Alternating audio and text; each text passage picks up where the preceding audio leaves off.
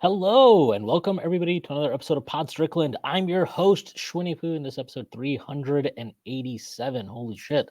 I am joined, as always, by my co-host Stacy. That is at StacyPan89 on Twitter. Stacy, how are you doing on this dreary Monday afternoon?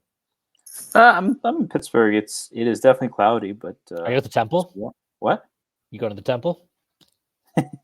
No, I'm sure my future mother-in-law wants me to, but no, just hanging out, and it's cloudy but pretty warm. So Look at you, just a terrible, terrible Indian person. did you see they're getting a snowstorm in Detroit? So I don't know about you, but in Detroit or in Michigan. Did you say what? That's how my grandpa used to say Detroit. Detroit. I didn't know about. I know about Chicago, Boston. Yeah. All right. Enough of the Indian stuff. We are joined by SJ. That is at SJ Basketball 8 on Twitter. She is a co-host of the 21 Going on 77 podcast, and she's also a contributor at Mavs Moneyball, and also a Liberty fan. SJ, how are you doing on this Monday? Yes, I'm doing okay. Happy to be here again. Thanks for the invite. It is dreary here. Yeah, I'm also in New York, so yeah, a little cloudy out. And yes, I am a Liberty fan. Go Liberty. Yeah, there you go. All right. Before we get started, I do have to make a few announcements. The first being that the Strickland has an Instagram. Check that out. That's at the Strickland on Instagram. We are posting all kinds of new content on there. The Strickland also has a YouTube channel where you may be watching this podcast. If you are not done so already, please hit like, subscribe to the channel, leave us a comment. That'd be a huge help to us. The Strickland also has merchandise, which you can find on our website at www.thestrick.land. There's a link that'll take you to the merchandise store, and you can find all kinds of cool stuff on there. T-shirts, sweatshirts, hats, coffee mugs, water bottles, you name it, we've got it. The Strickland also has a Patreon, which you can subscribe to. There are a number of tiers. There is a $6 tier that gets you access to Pod Strickland, the podcast that I host every Friday with Prez. You also get access to our newest podcast that is hosted by Andrew Steele, a.k.a. Doug, along with Zach Blatter. It's called Takes from Obvious Bozos. You also get access to the Strickland's own Discord, where the conversation never stops. There are further tiers. There's a $9 tier that gets you access to Strick and Roll, my solo pod where I rant and rave about the next game more. You also get access to wonderful premium articles by Matthew Miranda, one of the best in the business. And now you also get access to Strictly NFL, our NFL podcast that is hosted by Constantine Metricos. There are further tiers. There's a $15 tier, $30 tier, $50 tier, and a $100 tier. Those come with a variety of additional benefits, like listening to pod recordings, merchandise discounts, and even potentially co-hosting a podcast alongside yours truly one day.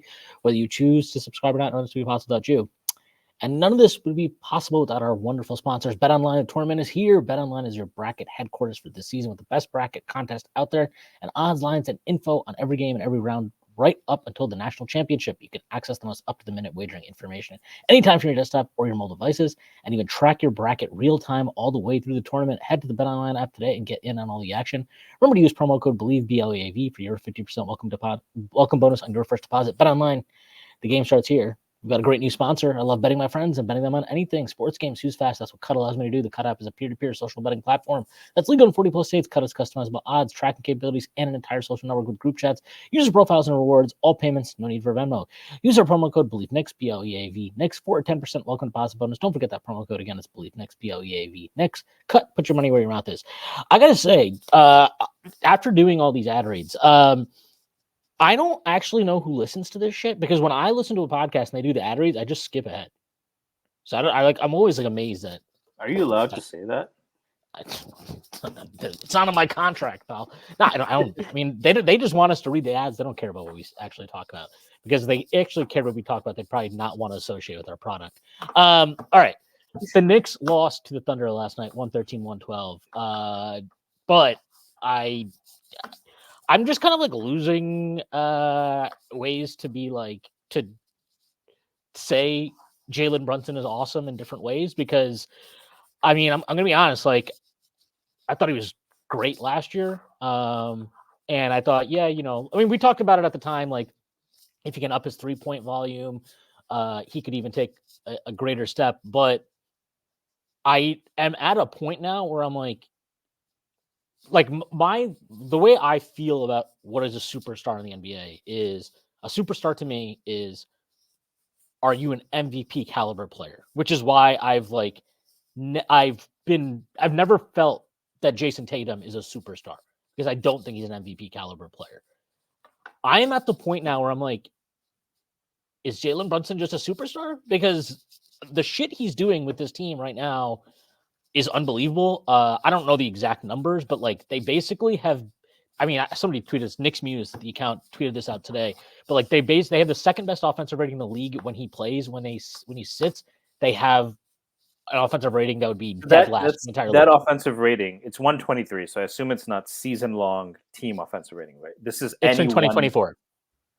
But it's any lineup, right? Yes, it would be the second best. Any lineup with Brunson would be second best of any 5. I mean, it's important to just make sure the comp is like not to just teams overall, right? Yeah. And you watched the game yesterday, and honestly, not just the game yesterday, but multiple games in this stretch without Randall and OG, who I hope is very well rested whenever he gets back with his elbow issue. It would be nice to have you back on the floor, pal. But he is getting coverages that are like I feel like I'm watching the Raptors Warriors finals or something because they're throwing a box and one at him. They literally were playing box and one for stretches of the game yesterday. He's been incredible. And SJ, obviously you watched Brunson when he was rookie in Dallas and as he developed, and now he's in New York. Shout out to Mark Cuban. Thank you.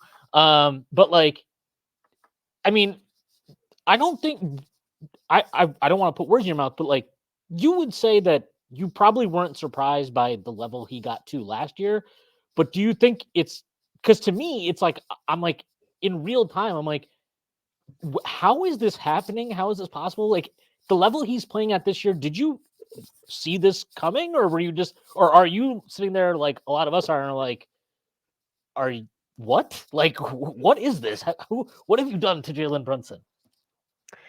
Yeah. Well, for me, it's out of nowhere. It's 100% out of nowhere. I think, I mean, with him, I had made a tweet saying that he was a superstar. I believe that was kind of on your track where it's like walks like a superstar, talks like a superstar, feels like a superstar. He's probably at the very least, even if he's not there yet, which, I think that's fair to say, he's making strides to get there. And I did not see that coming. I mean, last year he had the great year. What was it? Finished off what, 25, 24 points per game. That's about maybe a little tick up. I thought he would be around like 23-ish. So probably a little tick up from what I was expecting. But this year, I mean, for long stretches, he's like at 30 a game, like a legit 30 a game. And that is just something I would have never guessed because, I mean, granted, if you think about it, like break it down, you realize that he essentially fixed some things that like issues in the past, which has led up to this kind of ascension in that he's taking more pull-up threes and he's getting to I mean, this might be a sore spot, but his free throw rate Oh no, he's is a lot definitely getting to the higher. line more. Yeah, for sure. I mean, that Yeah, was actually it's a like a lot big higher. thing we talked about when he was in Dallas, and like that was something at the time when he signed. We were like, the two things we were like, this could actually take him up another level is 3-point shooting volume in general, but also like, yeah, getting the line more. And he is definitely doing that more for sure. Yeah, it's not that he doesn't get to the line a lot. It's more we think it's not enough, but yeah, maybe it'll never be enough for us. So Yeah, but the improvement is beyond what I could have imagined. yeah. Stacy, I don't know. Like I just feel like it's been kind of like it's just more startling too in these last two games where it's just like, with him on the floor, they're basically like destroying the. I mean, look, whatever the Thunder's kind of shortcomings in terms of their overall size or whatever, look, you don't win 52 games as they've done already as an accident. They're obviously a very, very good team. you don't have to. You don't have to revert to box and one doing it like that. We were playing a real contender, and they went to box and one in a regular season game. To your point earlier, right? Like that's insane. That's the kind of things that are reserved for players like LeBron. Like, sorry, not comparing Brunson to LeBron. Maybe it's time we do, but yeah. Yeah, and I just think it's like,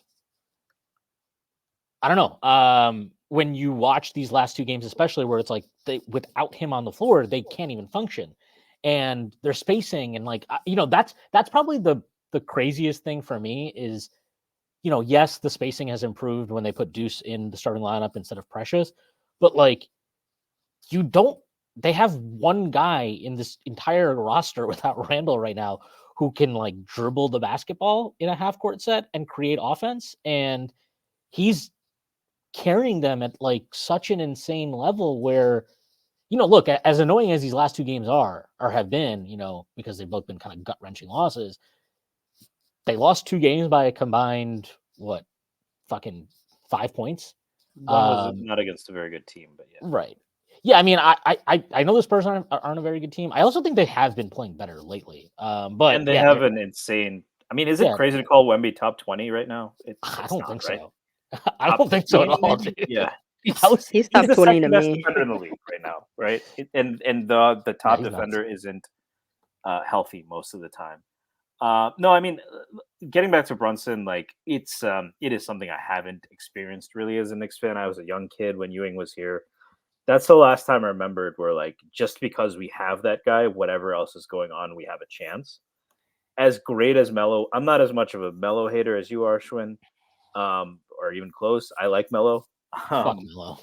But I always knew Melo was going to get his points. That's the big difference between this season and last season. And maybe to your point, SJ, what I thought we were getting with Brunson and to what he's become, I thought we were going to get a guy who's like, he can get you 25. He's going to do that, right?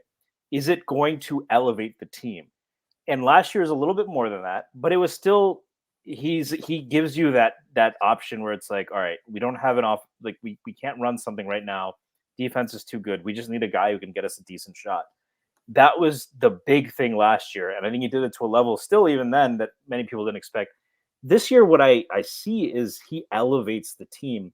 I mean, they're doing this in 2024, the 122 offensive rating with him on the floor. Again, that is they're not just treading water with him on without Randall and all these guys. They're obliterating teams. They had a plus 17 against Oklahoma City, which has pretty good starting lineup. They have Jalen Williams, who caused all kinds of problems. They have Shai Alexander. Yo, can this fucking guy miss a mid-range shot against the Knicks? I'm sure that's how a lot of other teams feel when they play us, right? With Brunson. So I mean, yeah, Jalen Williams played really well. But there's a couple things I want to touch on. One, it's that I think that's a big difference from last year. And I think we often try to parse out how much is Jalen, how much is supporting cast, and it's a feedback loop. They built a team around him, including OG, right? That feeds perfectly to what Jalen Brunson wants to do. And he has bought into that because I've seen him pass a lot more, even to a fault.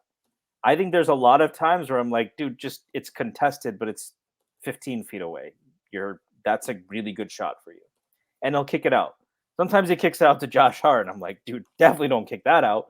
Not to rip on Josh Hart, but like Josh Hart at 3-point line, Jalen Brunson mid-range. I'm taking the Jalen Brunson shot. So he's bought into that and that synergy, and then it kind of feeds back on itself. It's a feedback loop, right? There's more spacing, so he has more space to make decisions.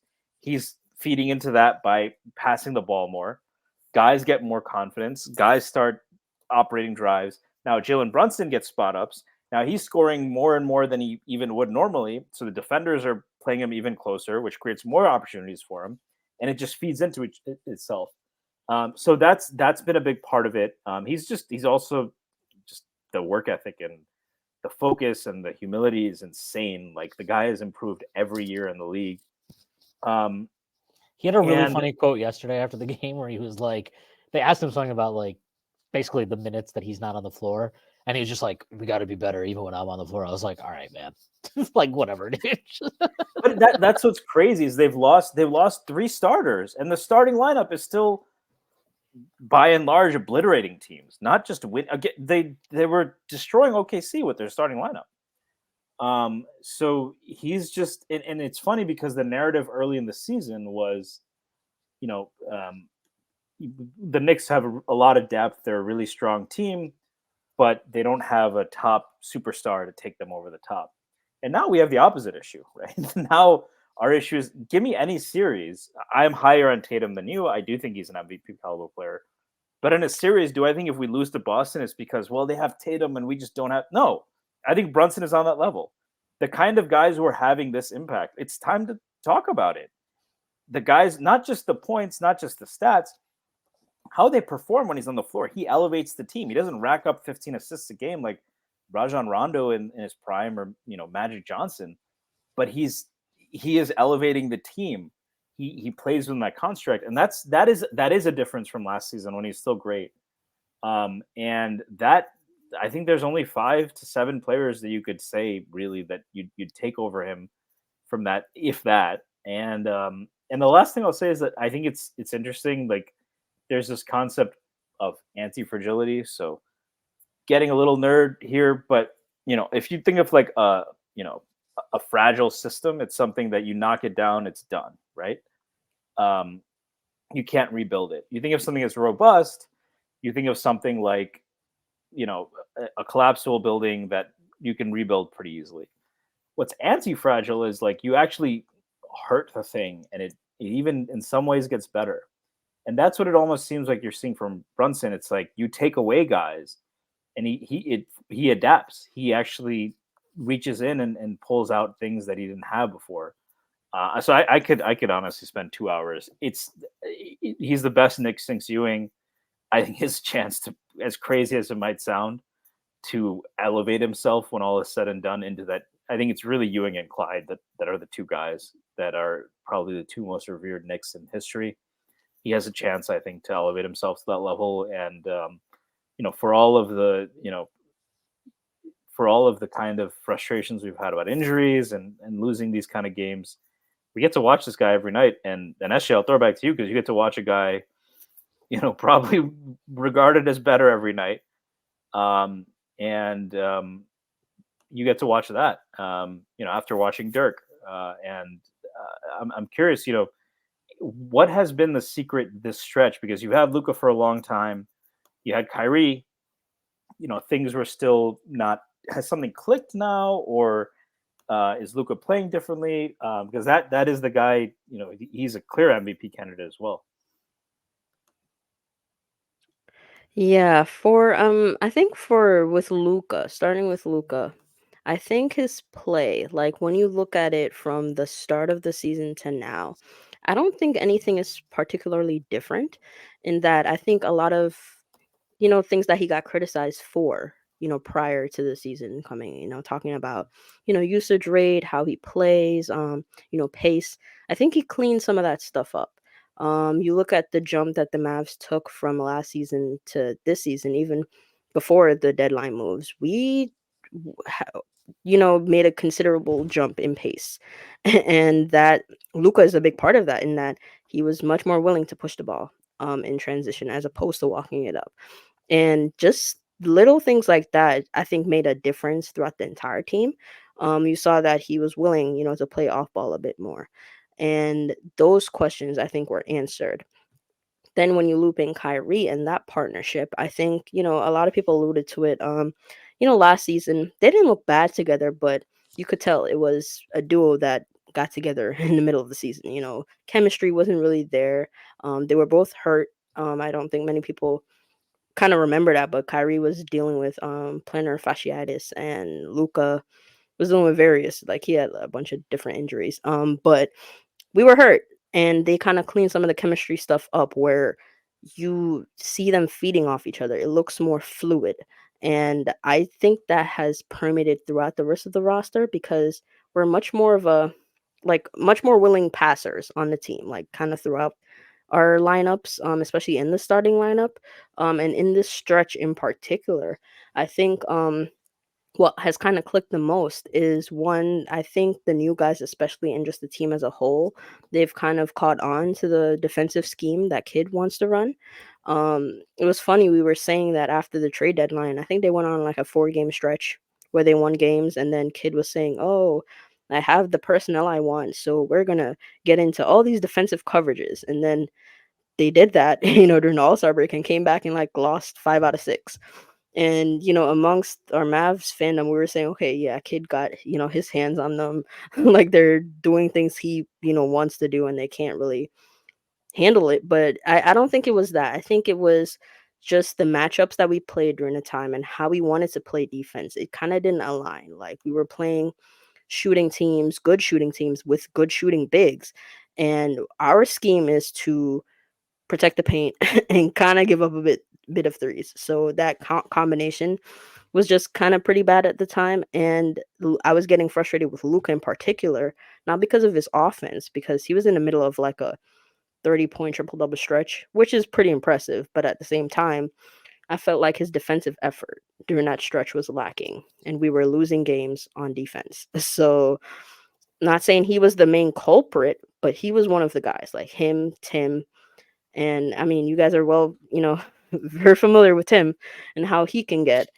But the difference with Tim and Luca is that you can bench him if he's not, giving forth the defensive effort you'd like.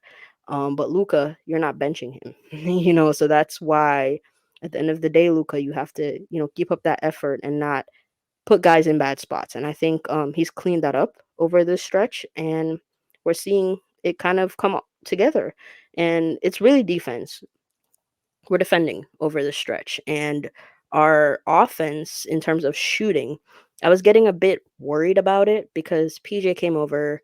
He was already having a shaky, kind of season regarding 3-point shooting, and it did not really get better when he came to the Mavs. Like from the corners, I am not a shooting coach. I'm not really well versed in mechanics and stuff like that, but I don't know what it is. He cannot shoot corner threes. Like he's so much better on the wings, and I think they're realizing that. But shooting wise, I was getting a bit nervous, especially since we had to reinsert Derrick Jones Jr. back into the starting lineup for defensive purposes. But over the last few games, we've kind of we're shooting it a bit better, and we're killing teams. So we can win without, killing the nets. But when we are stroking it, that's when we really kind of beat down teams. So I'm enjoying it. I'm enjoying it. People have been talking about playoff matchups. I trying not to get too far ahead because we do have some work to do in order to stay out of the plane. I think we've positioned ourselves well, but still more work to be done. But I think that just the team as a whole, the chemistry is really high at the moment. And I believe the last time I was on, I talked about a Luka team, and I said fit is one of the most important things with the Luka team. And I think we're seeing it again, where everything kind of just fits, and we're reaping the rewards of that. Yeah, I was actually, because last time you were on, we talked about, it was like right after the trade deadline. Yeah. And we had talked about kind of like, maybe these moves, whatever questions I had at the time about them, like, yeah, maybe these moves aren't going to make them a contender, but you have to, you had to do something, you had to try to get better, and it is what it is. Like, I'm now watching them, and like, honestly, aside from, it's kind of weird how the season has unfolded, because as the season has gone along, I'm kind of just like, I think the only real teams that I would like for us, right, in terms of the Knicks, I'm like, the only two teams in the playoffs that I'm like, they could beat the Knicks, like I would feel like they are deservedly favorites against the Knicks in the series at this point are just Boston and Denver. And like, that's like, now when I watched, I've been staying up watching more of the West Coast games lately over like last month or so, I'd say. And as I'm like watching more of those games, I'm just like, I don't really think any team, I would, if the Mavericks played the Clippers, for example, and I think they'd probably be underdogs in that series. Like, I feel like I would be fucking absolutely hammering the Mavericks to win that series, because I just don't, like, they have size now. So the thing with the Clippers that made them like always a weird matchup for the Mavericks is that, however great Luka is, they didn't really have the size to punish the Clippers, which is like their main, it's their biggest weakness, and it's why they kind of suck on defense right now. But like, now the Mavericks have size, and you just look at, like, I kind of think the Mavericks are a terrible matchup for OKC. Like, I think that's like a really bad matchup for them. And I just look at it, it's like, aside from the Lakers, just because they do have size, I don't know. Like, I'm just at the point where I'm looking at the West, and I'm like, I kind of like love the Mavericks. Well, why are the Mavericks a bad match for OKC? Because the one thing the Knicks had was that Hardenstein really dominated them on the glass, right? The Knicks are down Julius Randle, OG Anunoby, Right. What I'm Mitchell saying Robinson. But what I'm saying, hold on, what I'm saying is, appear that the main kind of antidote for the OKC is size up front, right? So the Dallas doesn't really have that. What makes you say that they are a particularly bad matchup for the Thunder? No, I think they do have size now. Gafford is big. Lively's been better. He's gotten kind of his second wind as a rookie. And even like PJ Washington, like I know he's not like some super physical guy, but he's just bigger than what they've had. And Luka already killed. Like he always goes off against OKC. Luka like just that last matchup they had right after the trade deadline was crazy. I don't know. I'm just like I'm not really. I'm impressed, I guess, by OKC, but I'm also like I think their weaknesses are really big problems when it comes to playoff ball. I don't know where you are with like the whole where does Dallas rank in the West, SJ, but yeah, I don't know. I'm not gonna lie. I put a small little future on Dallas to win the West yesterday. So I'm like them and Denver's just the only team that to me I'm like I don't know like that because you have Jokic and even them. I mean, dude, their non-Jokic minutes are they're like as bad as the Knicks' non-Brunson minutes right now. So I don't know. I mean, to the point about OKC, I think with them, I think what changed for us after the deadline is the fact that we have the ability, like we're a bit bigger, definitely, but we have the ability to kind of play two styles if needed, where we can go big, where we're playing Gafford, like you said, PJ, kind of physical, not like big in height, but definitely big in terms of wingspan, and where he plays, like if he's in the paint. But we also have Maxi, whereas we have been playing Maxi strictly as a center for the past 2 seasons because our center rotation was just that bad. But now Maxi hasn't been playing center much. He's been, especially during this stretch, we've been playing Maxi at the 4. And to me, that's more of his like I like what he does at the 5. In certain matchups, especially our PJ and Maxi lineup, where PJ is playing the 4, Maxi's playing the 5. We're running teams off the floor when we go to that lineup, but that's more matchup based.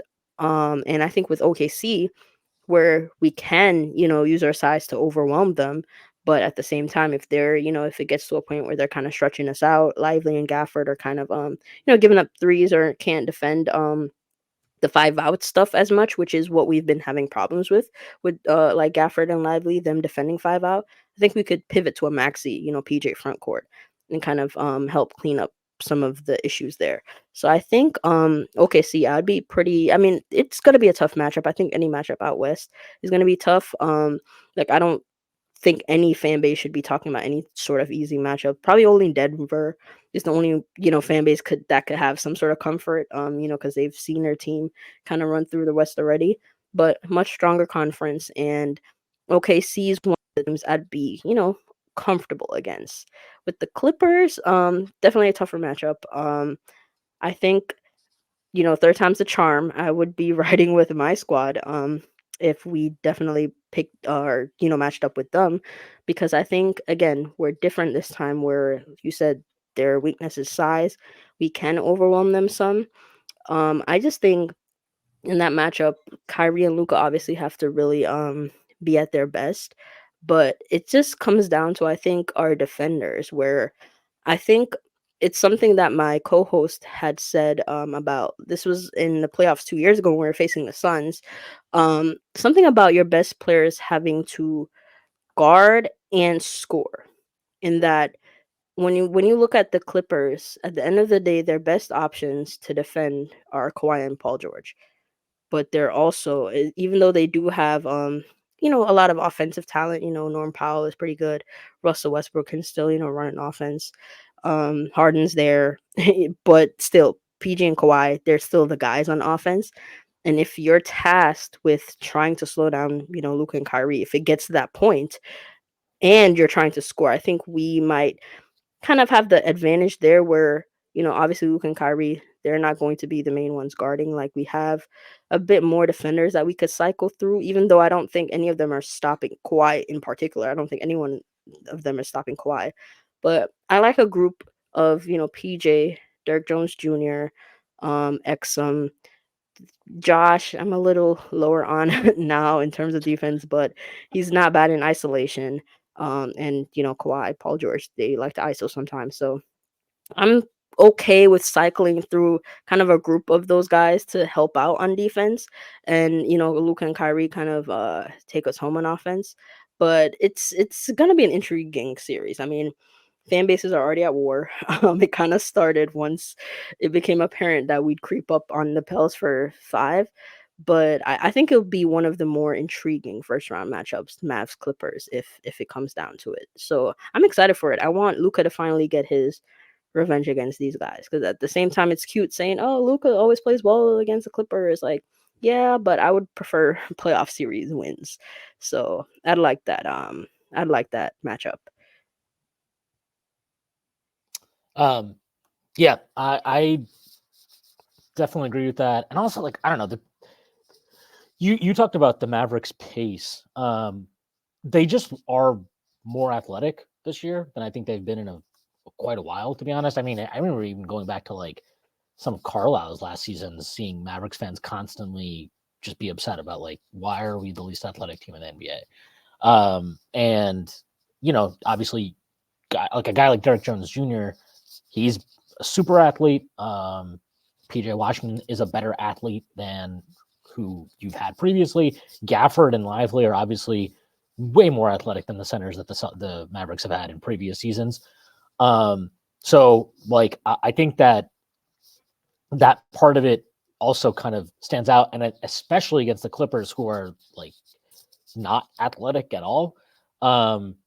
That's kind of a big deal. Like, I don't know. I mean, last year in the playoffs, the series that really stood out to me was that Golden State Kings one in the first round. And, Golden State won, but that series took so much out of them. And it was because the Kings were just so much more athletic, and, like, it took a toll on them physically. I thought, at least that's the way it looked from my point of view. And, like, I just feel like that's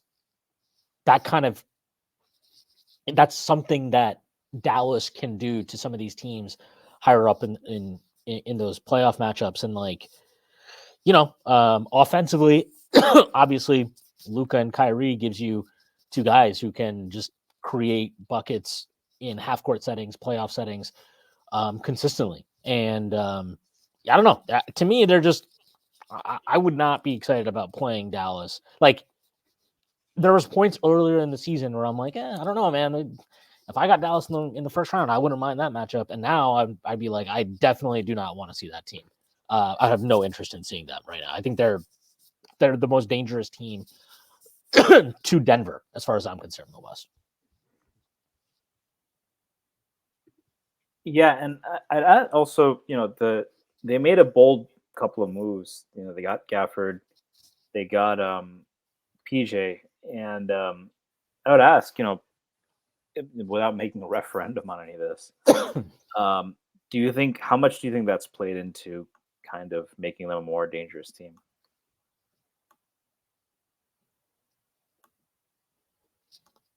Uh, Go ahead. oh yeah, I was just gonna say, I mean, with PJ and Gafford, part of the with the discourse about the trade deadline, it was people saying they gave up too much. What they didn't feel like, Gafford at the time, it seemed like he was going to be the backup center. I mean, now he's kind of usurped Lively from that starting spot. But before it was like, why would you trade first for a backup center? Why would you trade a first? Technically, kind of graded out to be a first and a swap. When you consider the Grant Williams element, because we gave up a swap to get him. So people were just like, it was too much to, make all these moves for non-needle movers. What I was arguing is the fact that you cannot give up on making the team better. At the end of the day, you made a lot of mistakes in the past. You found yourself in kind of an uncomfortable spot, but at the end of the day, there are still things on your side, given that Luka would have to turn down north of $100 million if he'd like to, leave. So you kind of have that on your side, where you know that he might sign an extension, whether it's to sign and like trade me a year later. That's to be determined later. But at the end of the day, you kind of feel like you might have an upper hand to resign him. But at the same time, to get him to stay committed, you need to show him that you are making strides to build a contender around him, which is why I was comfortable with the moves, despite giving up more assets because I felt like their skill sets would help where we were trying to go. Like you mentioned, we had no athletes, and it's kind of weird given that Luca, a guy who loves to throw lobs and all that, had no athletes to kind of help him out with that. So I was comfortable in like getting a guy like Gafford. That to me, no one should have, even if you were questioning what we gave up, you shouldn't have been questioning the fit there. With PJ, I felt like that was a bit more. The rewards we'd probably see over like a longer term rather than like an immediate short term reward there with PJ. Just given that offensively he's versatile, but might need a bit more time to adjust, especially with his shooting looking so shaky. I think offensively he's been like okay, nothing to emphasize or write home about, but defensively, I just knew. I mean, his 2022 season defensively was insane. I know no one really paid attention to Charlotte, but I always kept my eye on him because he just looked like one of those guys where on a bad team you're not going to see him be maximized. Like he's probably at his best in the league, like in a role where he's on a contender, playing tough defense, and finding his offense when he can, and he's been doing exactly that. And I think that has been contributing so much because even if, like I said, his shot is not on or he's missing bunnies or something like that, he is playing defense. Like he's playing defense and you can't take him off the court because he's making an impact. So I think those two have directly like just changed the whole trajectory of the Mavericks season. I think it was more than us getting healthy. Like I think even if we got healthy and made no trades, we'd probably be in that like lower echelon of the plane where we are in the Warriors Rockets, kind of race there for 10, I believe, if we did not make any trades, because I think Lively was getting a little overwhelmed by the starter minutes, not to scapegoat him, but because I don't believe he was like the problem that we were having, but we were legitimately relying on a rookie big the entire season. His backup was a guy that at that point he should be a garbage time guy. And he was, at that point playing a backup minute in Dwight Powell. So we needed to make those trades, despite what people say. Even if we, are a first round exit, even if we go out in the first round, those trades still needed to have been made because I think we can also build off of it in the future. I don't think, which is why, I mean, I get people saying we're the second scariest team to Denver in the West, and I mean I appreciate all those compliments, but I still don't feel like the team is complete. We need one more piece in there. We need, like, even defensively we've been better, but I still think we need another point of attack guy in there at the very least. There's still things to improve upon, but those trades were And bringing 100% the Frank right move. Ntilikina back, or Not Frank. I mean, what did Cuban say last year? People forget we had Frank Ntilikina. I cannot believe that. Yeah. God bless Frank. Maybe you guys can try to trade for Caruso, who's really good at boxing out. I don't know if you guys saw that yesterday, but I have no idea what Rudy Gobert was crying he needs about. That was to be insane. expelled. He needs to be sent to Guantanamo Bay. He needs to be reprimanded. That was like this is a joke. After I didn't. Gobert just swatted him afterwards. So I didn't even I didn't see the play at all last night. I just saw the quote and I was like, what the hell happened? So I saw that play this morning and I was like, That I should had to be watch a check like on Gobert. yeah, I had to watch it like 10 times because I'm like, am I missing am I No, missing? he threw something? his lower body into Gobert, which I get that bigs are probably a little sensitive about, but it's part of the game, man. That is legal. Yeah, and honestly, it's also just like, I don't know, man. This is not like Draymond or Bam or something. Like Alex Caruso, just not really a guy that's like has any type of rep. Well, You know what I mean? It's the fact that he's going to your lower body if you're big, right? That's kind of a. No, I understand that. I'm just saying, like, because okay, it's one thing you react how you react in the game. I get that, but to like still be so tight about that afterwards and then complain in the post game about it is like wild to me. I do not want him to rebound. Like, what do you want him to do? He's going to try to move you. Yeah, okay. Maybe go get mad at your teammates that you guys can only score 101 points against the fucking Bulls yesterday. Like, what are we talking about? I don't know. That was crazy. But I'm not even joking about Caruso because like as I continue to watch the corpse of Bojan Bogdanovic and Alec Burks play basketball for the Knicks, I'm like, can we like trade 3 first-round picks for Alex Caruso? Like, can we just do that this summer? Because man, he is like the season he's having. I mean, I totally get it. Like, why the fuck would you watch the Bulls? But like, I don't think people really understand how good he's been this year. He's been like, I think without him, they're pretty easily a lottery team. Like full easily. on. Yeah, and he's just like the things he has to do are crazy because they have absolutely no size. Like they're one of the smallest teams in the league. They just play like 4-guard lineups all the time. He's like, he's better than Josh Hart, but like they're similar in terms of these guys are not, they're 6'4", 6'5", whatever, but you can kind of throw them at the 4 in most situations and they'll just find a way to make it work. He's been awesome. And like, I don't know, he's a really interesting piece, obviously for a lot of teams, which we know there was interest in him at the deadline. Who knows what the hell the Bulls are going to be doing this summer, but like, yeah, I do think like, I definitely think obviously he's the best version of this type of player, but like a point of attack defender of in that kind of mold is something I could definitely see being an issue for Dallas, because end of the day, like obviously Luka and Kyrie, their effort has definitely been better defensively from what I've seen, but like they are still not going to be high level defenders. Like, so you need to cover for them more. And honestly, like as much as size has definitely changed some stuff, I mean, you could really see it in that first matchup last week against the Kings where like Dallas just was bigger than them everywhere. And it was dominant, but like, that PJ Washington is still PJ Washington on defense, and like Derek Lively is a lot better. And honestly, for a rookie, he's done a really good job on defense. There's still like growing pains there. Gafford, he's not a terrible defender or anything like that, but he's also not like a game-changing one. So just getting another quality perimeter. And I mean, honest question, like this is not trying to be facetious. Do the Mavericks basically have like would you say qualifies as good or better perimeter defender on the team right now? The best perimeter defender on the team. Oh, it's tough. I have 2 names in mind. It's Derrick Jones Jr. or Exum. And Derrick Jones Jr. has what he has is length in that his wingspan is monstrous. He covers a bit more ground there, a little more athletic. But Exum, I think on guards especially, Exum might be a tad better there.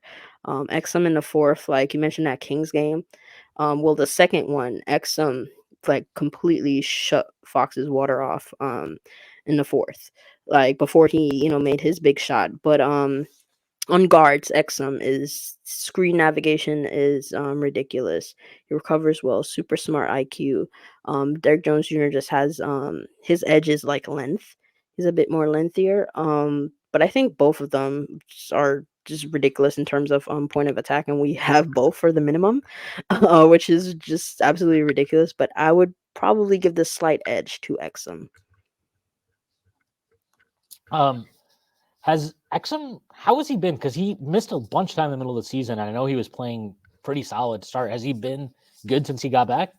He's been so good since he's gotten back. I have no words for Exum really. Because when he was signed, you were like, okay, that's very random. Exum wasn't a name you probably heard in a little bit. In terms of strictly NBA news. Because you heard his name a bit in the international cycle because he was playing pretty well overseas. But he was signed. You were like, okay, this could be a steal. We don't know. I, had him. It wasn't a big deal to me because I figured, okay, he'll just come in and play spot minutes. He'll basically be what Frank was supposed to be, where you're not like a real rotational guy. You might play a here and there, and if guys are out, you'll definitely step in. That's why I thought he'd be, and that's what he was to start the season. He was not really playing. When he did play, you just saw, he wasn't really shooting. If he did shoot, he was missing. Defense was kind of there, but in the beginning of the season, we were a mess defensively. So, like, no one really looked good there. But then when Kyrie went out, and not just Kyrie, we just had a mountain of injuries in December, starting in December, and Exum started playing more. It was kind of like, hey, like, what have we been hiding kind of on our roster? Just in terms of and I said it and I still believe it. In terms of especially XM in December with what he was doing scoring wise, if you built the perfect like not number two option, but the perfect two guard, so the perfect like secondary ball handler next to Luca, it would have been excellent like in that December in terms of can guard, not just at the point of attack, but if he gets switched on to bigger guys, he can hold his own there. Playmake, Exum is really good. He's one of the reasons why we've been better in terms of our pace. He just knows how to like run offense, like push pace. He knows how to, he gets us in our sets. Sometimes he can play off the ball as a play finisher. And his shot has just been much better. Like Exum is a good shooter when set. He's still not taking like pull up threes or anything like that, off the dribble threes or anything like that. He's not that kind of shooter. But if he spotted up and those feet are set, I trust that shot. He's shooting like I think north of 50%. Granted, on 2 threes a game, it's very low volume, but I take that. I'd take that. And he's just been great. So he missed a lot of time in the middle of the season after that December. I think he played like 30 minutes a game and averaged like 15, 5, and 5. Like it's like with elite defense. Like he was great. He got hurt and it was kind of like you realized, okay, he can't really handle a grind of a full 82 NBA season playing heavy minutes. Like it's obvious his body cannot like handle that at all. So now, because he was slated to be a starter, that's how good he was. We were going to before the trades, we were gonna start. Grant Williams had completely lost his spot at that point. We were gonna start Derrick Jones Jr., Exum, Kyrie, Lively, and Luca, but he got hurt. We never got to see that lineup actually, because when he came back, by the time he came back, Josh Green was playing so well. They were like, we're not gonna, shake things up. But Josh, again, he has his issues defending. Derrick Jones Jr. is just better in that role at the point of attack. And Exum, they're trying to keep his minutes, kind of at bay, but he has to be on the court because he's just so good. So I think he's around in this recent stretch, maybe 24 minutes a game, like 24 to 25 minutes a game. He's definitely one of our closers. Our closing lineup, I think, is the money lineup for us right now, with Luca, Kyrie, Gafford, Exum, and PJ. And then depending on matchups, again, if team goes small and we feel going small is the best option there, you can slot in, Gafford for Maxi. And I think that's a really, really good lineup. So he's just been great, and we have him for another year. So NBA teams, use that 1+1 to your advantage, especially if you think it's low risk, high reward type situation. So,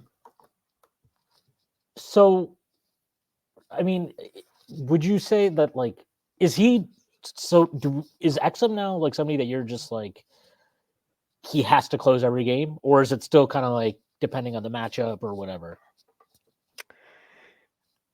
It kind of depends. I feel like we're going to be in a state where we don't have we have people who are always going to close. Obviously, Kyrie, Luka is always going to close. I think PJ at this point, it was a little touch and go early. Like, he wasn't closing in some lineups when he first got here, but now I think he's shown like he's going to close. So you have three guys who are definitely going to close. I think the five is what's going to change a lot. Just depending if it's Gafford, Lively, Maxi, just depending on foul trouble, all different things. But with the three, I think at this point Josh is not closing. Tim at this point is not going to close, unless he just has it going. Like we played Utah before those Kings games, and Tim closed, I think, one of that final game because he was just guarding that game. I don't know what got into him, but he was like literally shutting off Jordan Clarkson's water. So he got those closing minutes. So I think it'll be a little bit of a revolving door, but it would largely be Exum closing just because he just fits. He fits and throughout our regular season tenure with Dallas, like lineups where Luka's playing with like another ball handler, whether it's Kyrie Brunson, and a third kind of connective piece has always been money for us, but we just haven't had a lot of those pieces, that kind of connective piece. So Exum has just been a huge revelation where he can make pretty much almost any play on and off the ball to help our stars, but also his shooting, just being a guy that I think teams are going to have to start worrying about him like as a shooter. Like granted, again, the volume is low, but if he's open and you're not making any sort of effort to close out on him, he's probably going to make that shot. So I think he's going to be not like a guy that's going to 100% be in the closing lineup, but definitely he's going to be the go-to option most of the time there. That's pretty interesting. I mean, I want to, we talked a little bit about the front office last time you were on, and like,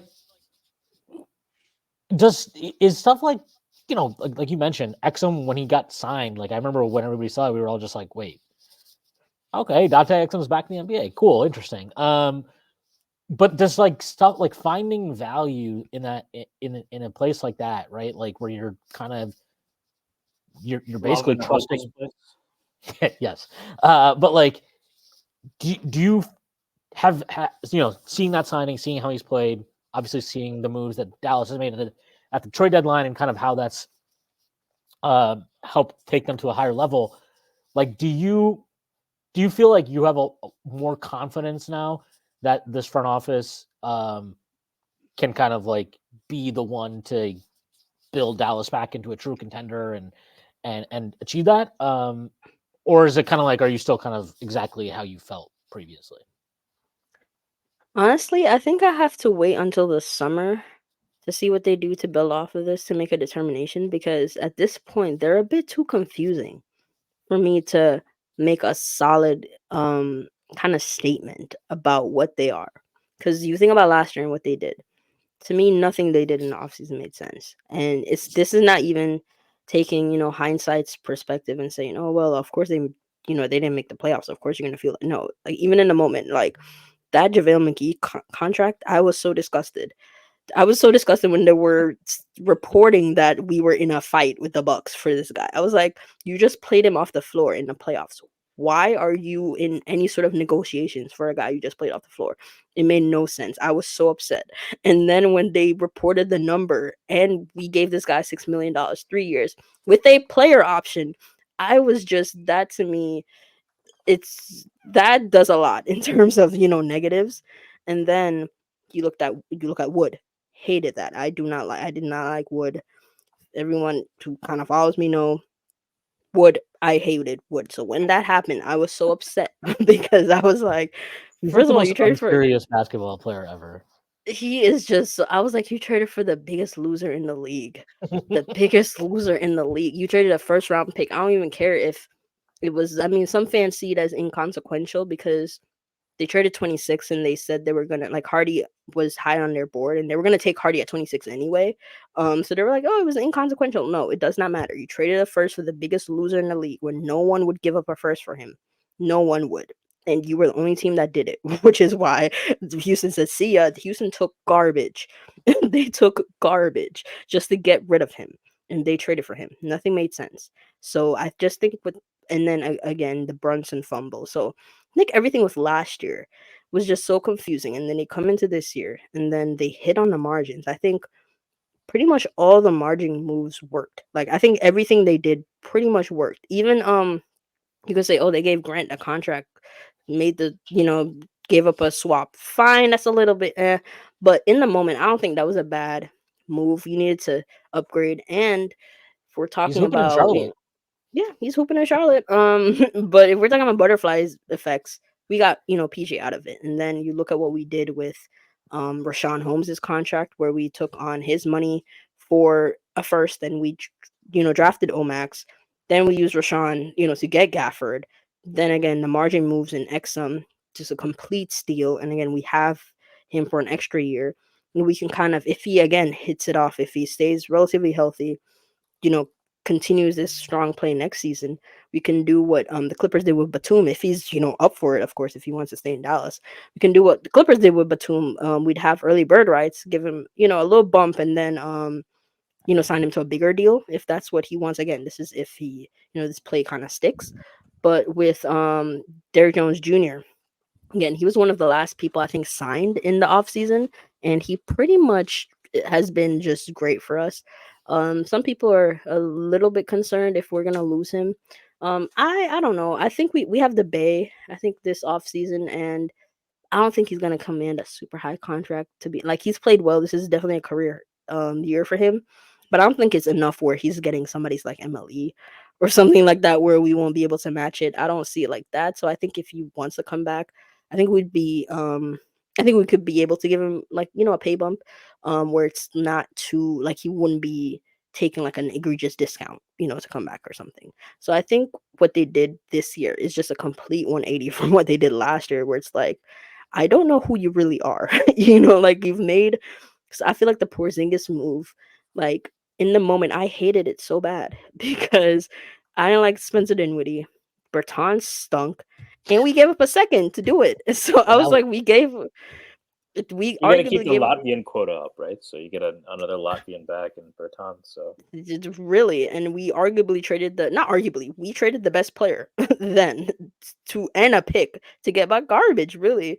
So it worked out in the short term because we went to the Western Conference Finals. I think just moving Porzingis out the way made Brunson's game grow. But again, it's just been such a mixed bag that I can't make any definitive statements on what they are. So this offseason, I think it's kind of I'm liking their vision, like that they've demonstrated throughout the year. They know now that okay, let's get younger. That's one thing I really appreciated because I was upset that they were old and slow. He was like, okay, you have Luca is like 24 and everybody else is like 30 or close to 30 or above 30, past their prime and slow. This year it's like, okay, let's get younger. We're a young team. Well, not young, like we're not like OKC young, but we're definitely a younger team. And like you look at our core of guys now, Luca's 20, 25 now.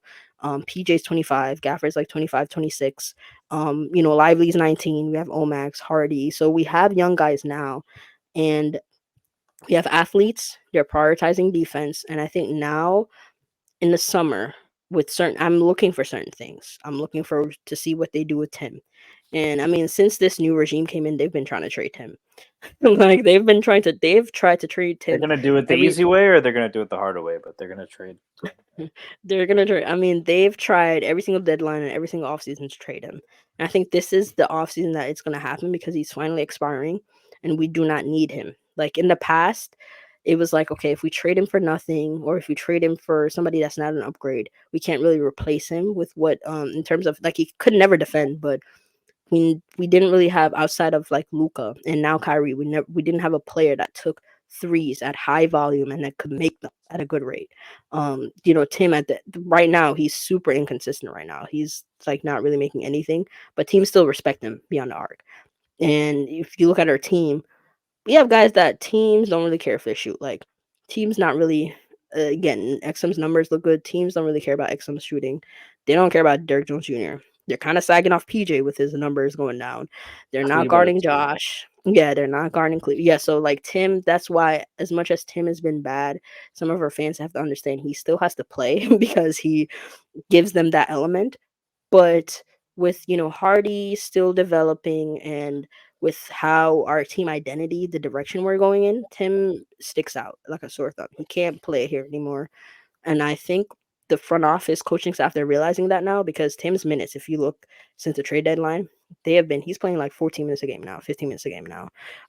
He's not playing much. So I'm looking to see what they do with him.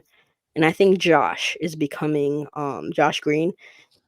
I think we've shown at this point throughout the season that we can win without him. We can sustain winning without him. He's a nice young piece, but defensively, it's more reputation at this point than his actual like defense because he runs around a lot, he plays hard, but he cannot defend ball screens. He can't.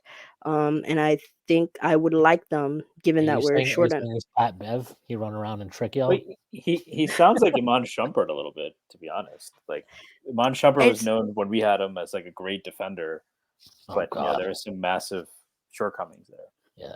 Yeah, I mean, it's so weird because he has the tools and it's really just a technique thing. Like you set a screen and he dies. He cannot get around them. Like he legitimately cannot get around them. It's just so weird. So he kind of or point of attack defense with him there is that's why they had to take him back out of like to start the year. They extended him and did not start him. They started the minimum guy.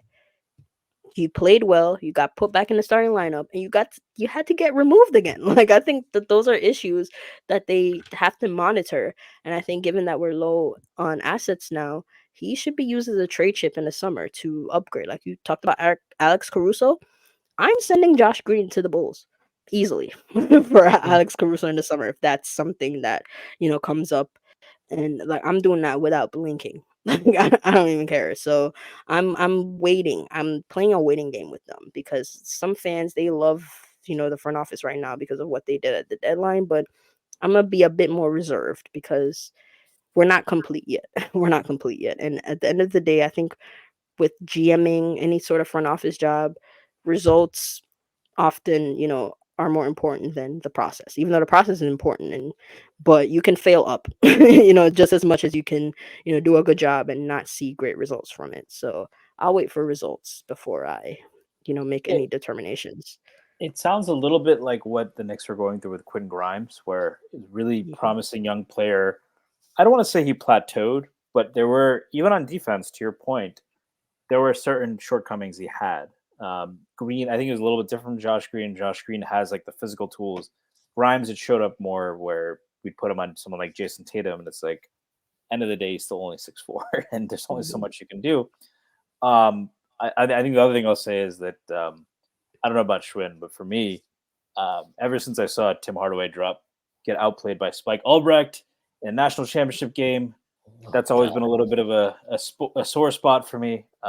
Dude, that entire fucking run to the final, he did nothing in that tournament. He was terrible. He had the Ohio State game and he rested on his. I think he knew he was going to get drafted after that. He had that one nice dunk on Georgie Deng, and he had 6 points against Louisville. But I did want to ask about another guy who you mentioned a few times. I want to ask about Jaden, actually.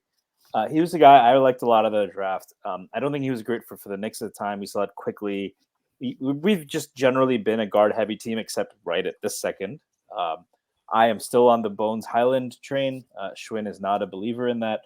But with Jaden Hardy, the reason I bring it up also is because we've seen a lot of net.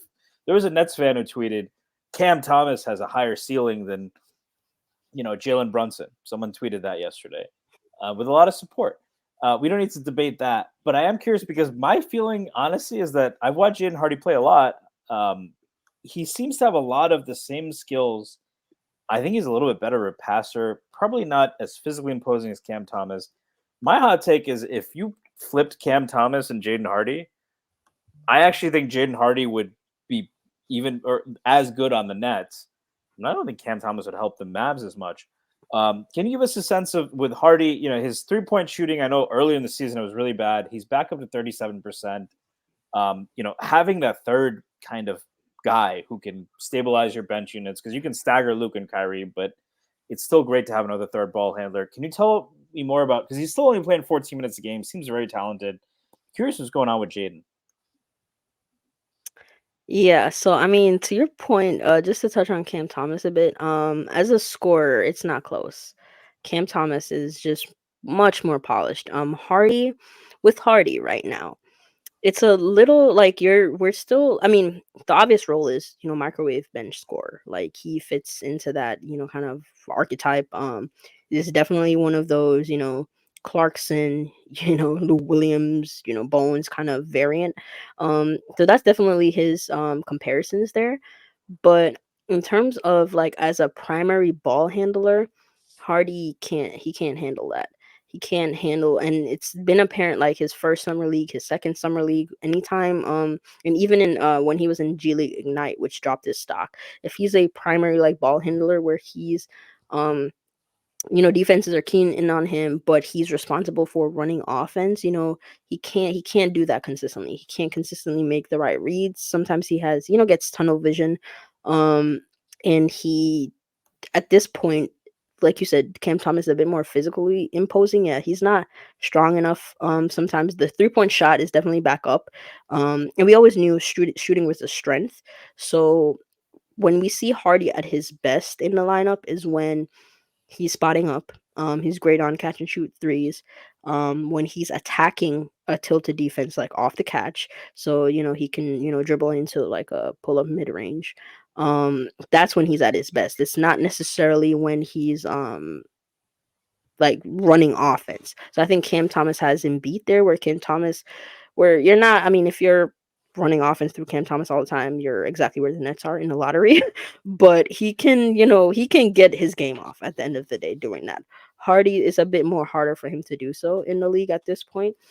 So what the front office is doing, they're kind of easing him into the role that they want him to play, which is why I want people to exercise patience with him, like because he had a stretch, I think maybe between January, February, definitely before the trade deadline, where he was playing maybe like 14 minutes a game, right around his season average, and he was pretty good. Like he was averaging like 10, and he was just beyond the shooting. What he brings, like for example, people kind of conflate him and Tim's role on the team, where to the point they want Tim completely out of the rotation in favor for Hardy. That's not going to happen, beyond roster politics, but just ability. Tim has him beat in certain aspects, but one aspect that Tim doesn't have to his game that Hardy does is that kind of secondary playmaking, where he's not like as a primary ball handler, he's not going to consistently make the reads you want. But as a secondary playmaker playing off, another ball handler, he can kind of act as a connective kind of passer there and help your offense, kind of flow. So I think the Mavs are kind of easing him into the role they want him to play.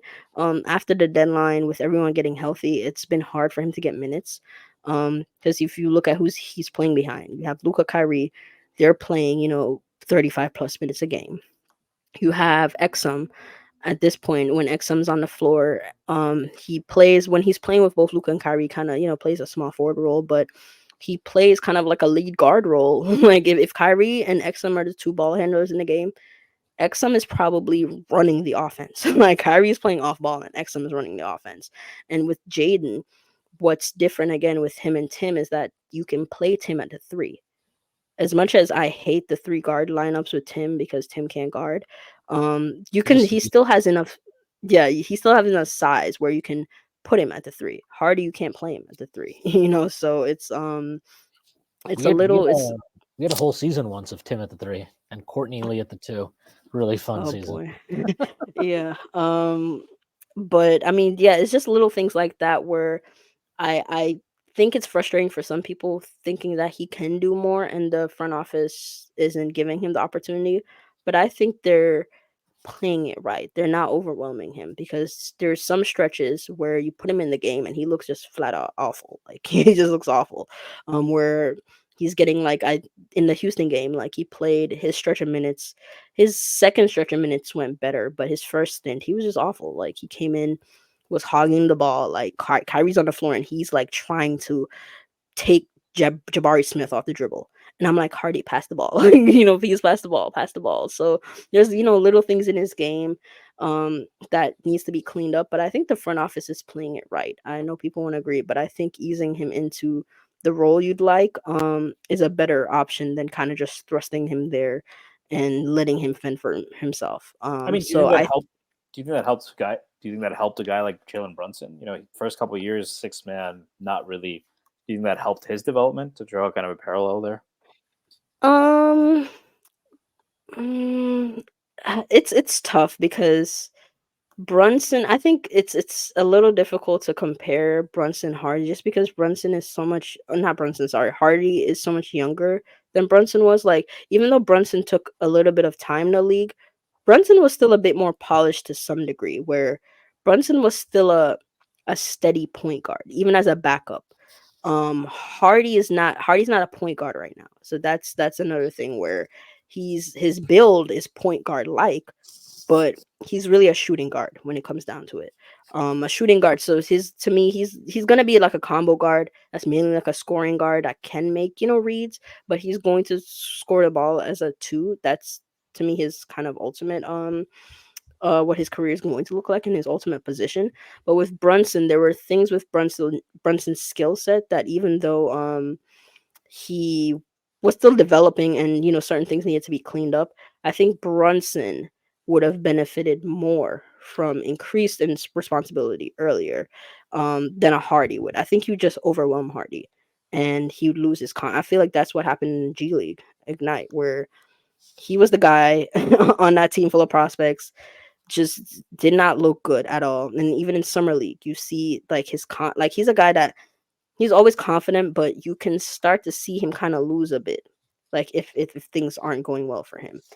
And I think with him, it's better to be careful there.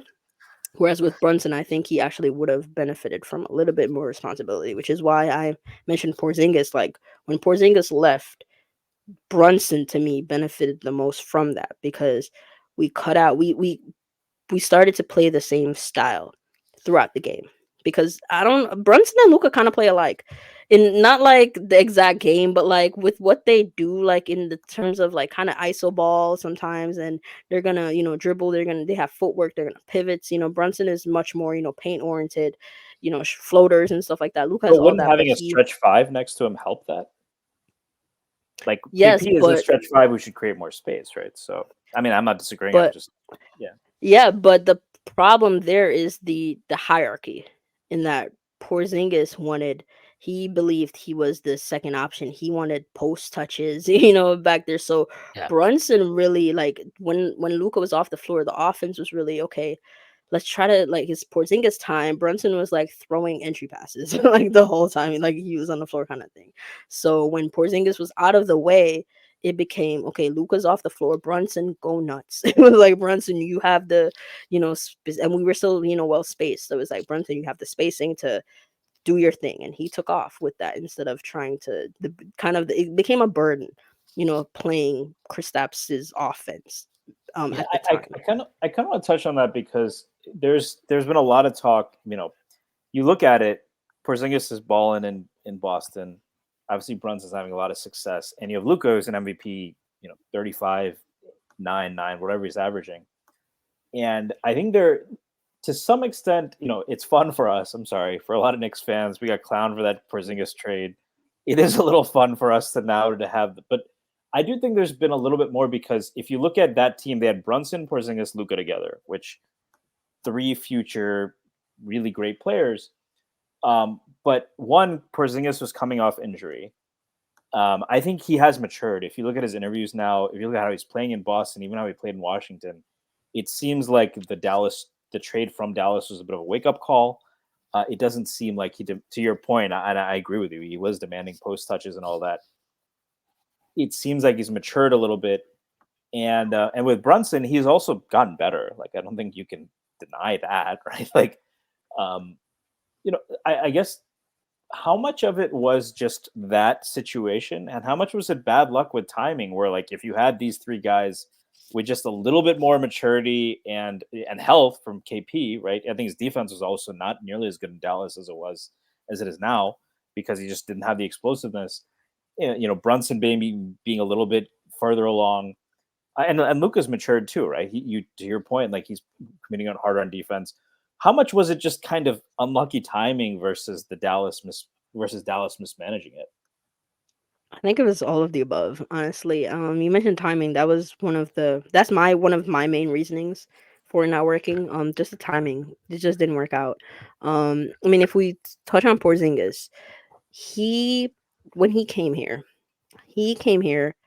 it was Luka's rookie year, second half of his rookie year. They realized what they had. They're like, okay, this team, we don't like it for him. We're gonna trade everything. Basically, they traded basically the whole team, got in Porzingis, and we knew again he was injured when we traded for him. This was kind of a future thing. He was being touted. It was like the new duo of the future for the Mavericks, Luka Porzingis. So there's this expectation that okay, Luka's going to be, obviously the guy he was trending that way, and Porzingis was going to be his second option.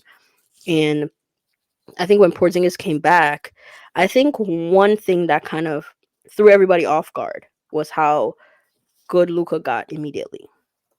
Like everyone knew Luka was good. I can guarantee you, no one saw 29, 9, and 9 his second season. Like that was just like just immediately. He started the season, I think, on a heater. Like he started the season averaging like 30, 10, and 10, I think, actually. So you have that with Porzingis coming back, trying to, okay, how do I fit? Like, where do I fit now? Before, it probably felt to him, I don't know him, so I can't say this for sure, but before, it probably felt to him like, okay, it's gonna be, even though it's Luka's team, he's the franchise guy that they're trying to build around, it probably to him, it probably felt like it would have been a bit more equal in terms of like equal level of talent, where okay, this is a second year guy, I've been in the league for a few more years, I was an all-star, I was a player, Luka at that point hadn't been an all-star, it was just a rookie. So it was kind of like he thought it would have been a bit more equal. And when Luka kind of took off the way he did, and Porzingis wasn't all the way back from his injury, like his first year, I think his defense was pretty good. His first year, actually, the offense was a little rough, and then he got hurt again. That was the other issue. So this is where the luck is coming in, as well as the timing, because I think from early on it was apparent that he was much more comfortable with Luka off the floor. Um, I think back to that Bucks game, for some reason 2019, where we beat the Bucks, and it was ridiculous because that season, remember, I think the Bucks were like on pace for 70 games, and Luka was out, and we were like, oh my goodness, how are we gonna win? And Porzingis just dominated them. And at the time, again, no one's looking at it as a trend, but as time went on, it was like, okay, he seems a little more comfortable, with him off the floor. But then the bubble came around, and they were just so good together. And I think that was where things really flipped, because he got hurt again, and I think that's where Luka's trust in him started to kind of waver, in that you're not reliable. Like, I can't trust you to be on the floor with me. And that also kind of created bad habits for Luka, in that the guy who's supposed to be the second option to take the load off of him is not there. So he's, taking on extra creation burden. Again, Brunson, at the time, again, wasn't as good. So especially when you look at that 2021 Clippers series, that ultimately I guess did not give Brunson the extension from us, but where Brunson did get kind of more opportunities, and didn't really work out at the time. So I just think they weren't patient on Brunson's front, but with Porzingis, the relationship between him and Luka kind of it got to the point where that I don't think could have been saved. In that it just got so bad on both sides, where Luka just did not trust him. Luka did not trust him. It was Yeah. apparent on the court, when they eventually played together, like because that was another thing, they didn't spend any time playing together, with Porzingis being injured, and then Luka, it's not like he's always healthy either. So it just never lined up, and then they began to resent each other because of injuries and just poor timing. Porzingis again resented the fact that he felt like he was being underutilized. Luka didn't trust him at all, even on the court. In that Porzingis, again, what he wanted to do, he was not good at. Like, he wanted the, like, post touches. He wanted, like, if he had a mismatch, he wanted the ball, and he wasn't consistent enough. And then you look defensively, he wasn't, like, after that meniscus injury, he was just so bad defensively. He was so bad. And then Carlisle didn't really help, because Carlisle plays a conservative defense most of the time. So we never tried anything really creative. And Porzingis couldn't handle that at the time. So it was just a perfect storm of just bad luck and timing. And I think with on the Porzingis front, they, like, people said, oh, they should have been a bit more patient. I wanted them to exercise a bit more patience so that his value could have potentially gone up, because I hated that trade so much that they traded him. They basically traded him at his lowest value. I wanted them to wait just a little bit more to see if you could have gotten something better. But again, they were afraid of the injuries. They were scared off by the injuries. They were like, okay, he's relatively healthy right now. We have a team that's willing to take him. Let's just do it. So I think they kind of just wanted to get out of the contract burden. But the relationship, I don't think it could have been. I think they needed to be apart for the relationship to be repaired. Where, again, like you mentioned, Porzingis kind of got that wake up call with that trade. He worked on the things that he was, I don't want to say bad at, but he improved his flaws greatly, and he accepted kind of a lesser role. I think in Dallas, the expectations that were placed on him, and how it played out, I think it just rubbed him the wrong way. And they just needed to be broken up. But with Brunson, I mean, that was just a fumble. I don't think that was just them not evaluating him correctly. They thought they were going to be locked into a team that was not good enough, or a backcourt that wasn't good enough. I had disagreed. I thought we were gonna have an all-star backcourt in Dallas. Well, you I do. genuinely believe that. You Well, thought I he was mean, gonna we be an do all-star now. at Which that point? I thought after the playoffs, it was when I thought he was coming back. After he I dropped was on my 41 on timeline. Donovan? Yeah, I was on my timeline. I was like, we're gonna be I thought he was gonna be an all-star in the West. Like I thought he was gonna be, like 21 points per game. I thought the team would be good, so that would, put him in the conversation. Yeah, I mean he was breaking out. It was right in front of their faces. They didn't trust it. They didn't think he was gonna be better than Fred VanVleet, and that burned them. But again, butterfly effects. He needed to eventually go to be this version of himself. He was never going to be a close to 30 points per game guy in Dallas. That was never going to happen. So eventually, I think it's working out for all three. In that with Luka too, he's a part of the relationship with Porzingis. Luka's a control freak. Like that's why his confidence in Porzingis kind of went down and his stress went down, because he didn't feel like Porzingis was up to par, like just to be quite honest. And honestly, I feel like he felt Sounds the a little same like about Michael Jordan a little bit too, right? Just very high yeah, expectations. So high expense. Yeah, and I think he felt a bit the same with Brunson in that the only like I maintain to this day, the only like I know people say, oh, Luka held Brunson back. I don't. The only season where I felt like Brunson was being held back was his final season. That's the only before that was the only season where I thought he could have done more. I think it was obvious he could have done a little bit more. In that but Luka again, it wasn't clear yet that Brunson was like a star or even a budding like star. It looked like he was going to be a good starter, like, especially after being a backup for a couple years, yeah, and I then he think that started like alongside Luka. you look at how people talk about Tyus Jones, like Mhm. good starter on a bad team or a good sixth man on a. That's kind of even out of college. I'll say this: I saw Brunson in college, and I thought he was like a very heady guy who's going to play 10 years. But that he just seemed like not like a solid player. Like Tyus Jones, I think is what I think most people thought he would be. What Tyus Jones is now, right? So Exactly. Yeah. So and with that, I don't think like Luca sees Kyrie as a peer. Whereas like this guy is good and can be as good as me, in spurts. So I think that allows him to kind of relax a bit and let go of some of that control. Because that's like I guess a little bit of an issue that I have with Luca, in that he wants to well, not so much anymore, but in the past, especially last season, he wants to control every single possession on the floor. Like whether that's like scoring or being like in charge of an assist. He wanted to have a hand in every single like offensive possession on the floor. And I mean, in the course of a basketball game, the only time he didn't was when he was in the corner taking his rest with his hands on his knees. Like I always had a issue with that because you're not because part of it as an ancillary exactly, piece. Yeah. exactly. So you're So saying the I always hierarchy and kind of the creation world is more flat thanks to Kyrie. yes, And essentially. Yeah, so that's pretty much exactly it. So I just think it all worked out. I mean, it looked a little rough, and I think they could have exercised patience in certain spurts, but overall I think this needed to happen for all parties to be maximized, because even I think someone on my timeline said it where Luka was holding Brunson back, but Brunson was kind of holding Luka back. And I took it from the perspective of what I just talked about, in that Luca didn't at the time see Brunson as that peer, so he wasn't playing off of him. Like, so it was always Brunson playing off of Luca, but Luca never really played off of Brunson. Now in this partnership with Kyrie, we're seeing it both ways, where Kyrie's playing off of Luca and Luca's playing off of Kyrie.